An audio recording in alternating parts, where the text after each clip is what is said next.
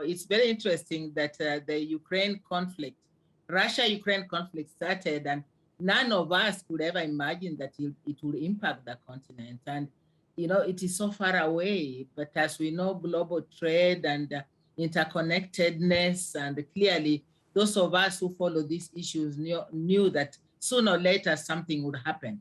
And what I'm seeing now that is devastating us is that food prices are going up. And especially for those who depend on bought food, not their own food. That already was a bad situation given climate change and given the corona crisis. And so we are seeing that oils, for example, are going up in price. Bread, wheat products are going up in price. And many consumers are asking, what does that war have to do with us? Don't we produce wheat in Kenya, for example? And then you begin to realize that we import a lot of wheat and we import a lot of vegetable oil, which we use to blend into other foods, which we use as lubricants, which we use in cosmetics, and which we use in many, many essential products. And that's how now that conflict, as it goes on, people are not producing, trade has been affected, the embargo is on, and so clearly things are likely to get worse for us here, especially in the Horn of Africa. Ruth, if the price of the basics, the staples are going up, and you mentioned oil, you mentioned bread, what impact is that having on people? Huge impact, Stephen. We've always known that way before Corona, we knew that climate change was there, a drought would come at certain times, but now it's even worse. Farmers don't know when to plant, and what they plant is what they feed into the cities as well. So it's like everybody is actually affected.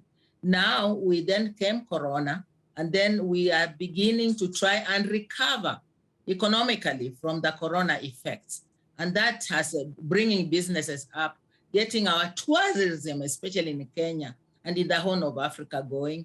And that is not possible anymore because now we have a war. And so it's really having impact on everybody.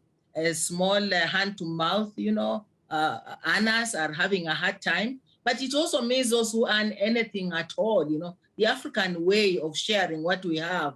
It means that even all of us are affected because we have to share. We cannot allow anyone to starve. We have relatives who have no income, and this is both in the rural areas, in the cities as well. So, it's really, the poverty level is really gone up. People don't have jobs. And people are really, really struggling. And you can even find people telling you, just send me some food, some money for just food. I can't feed my family. And so, government can try to do what it can.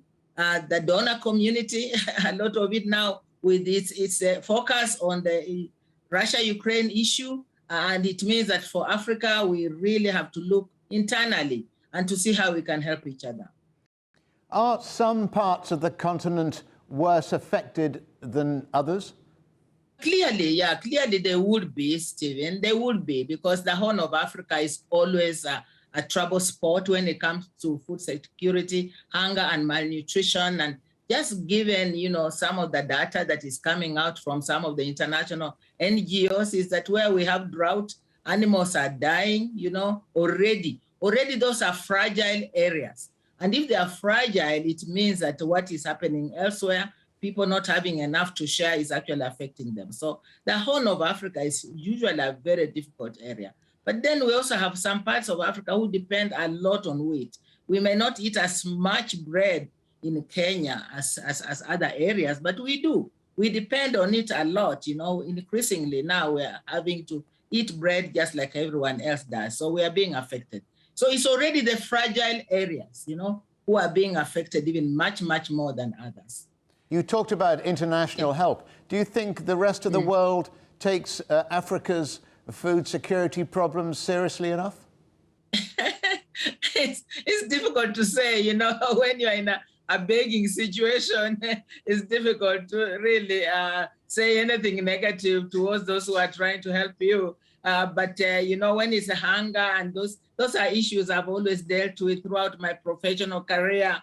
When it's hunger, it is hunger. When it's hunger for children, it is hunger. You see even old people, not being able to eat for a whole week because they are completely hungry. And so when you are in a place where you can eat, you cannot really enjoy that food. You cannot even enjoy your life when you know that your fellow citizens are actually going hungry. The rest of the international community, we continue to appeal, year in, year out.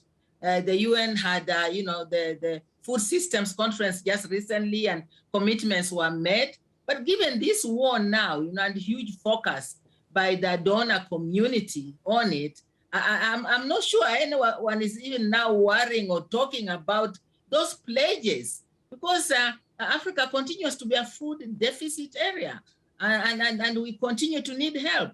And our partners should always put, their eye on it, because otherwise it goes actually into social disintegration, it goes into violence, it goes into, conflicts that are internal here, and you wonder where should you actually focus. Is there a role for new technology to help provide more food security in Africa? We always try new technologies. We have the different kinds of technologies, but more so to look at regenerative agriculture. And some of these practices, imagine, used to be there during our forefathers. And so they are coming back, where you actually have a diversity of foods to eat and to grow and eat. You have, you blend animal foods and plant foods, and you also begin to invest more in good quality plant proteins and those which can survive harsh weather. We are going on with that and trying to teach our farmers to just be diverse, and also, to use water, in a much, much better way, so that we save it and we are able to grow, and that we don't always have to have land to grow vegetables, for example. Those technologies are there, and we just like to get more and more young people getting into these new technologies. And many of our farmers are smallholder, and land is becoming smaller and smaller, more scarce. The big farms are different, but when you are majority of the farmers depending on small holding, it means you have to really look at new technologies and find ways of transferring this information to them. Professor Ruth Oniyang'o, many thanks for joining us here on The Agenda. Thank you, Stephen. Thank you, Stephen.